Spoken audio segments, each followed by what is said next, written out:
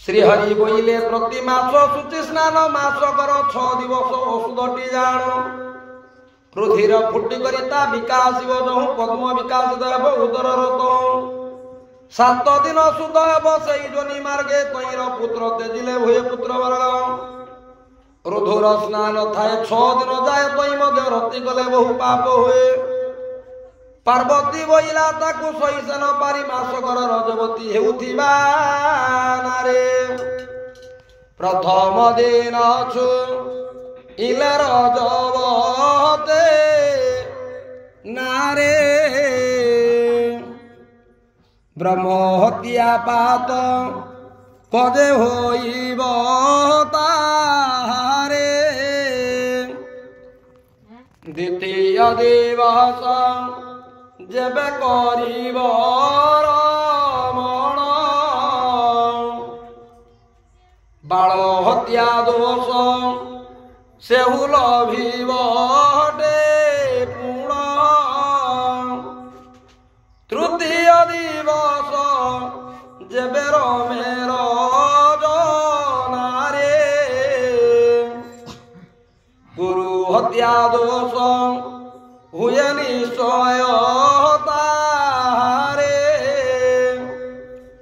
चतुर्थ दिन रे मातृहरण तार आयुष दुटए निश्चय संदेह न कर पंचम दिन रे जेहु रजे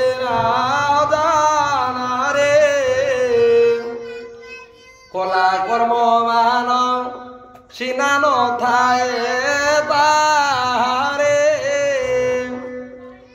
षष्ठ दिवस रे जेबे से नारी रमई शरीर रोग धृत दुर्बल हुए सप्तम दिवस जेबे रमी रबे नार विवाह रे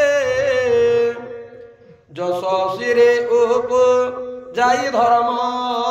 धे कारे काल न छाड़े जाकु देवी जे कमला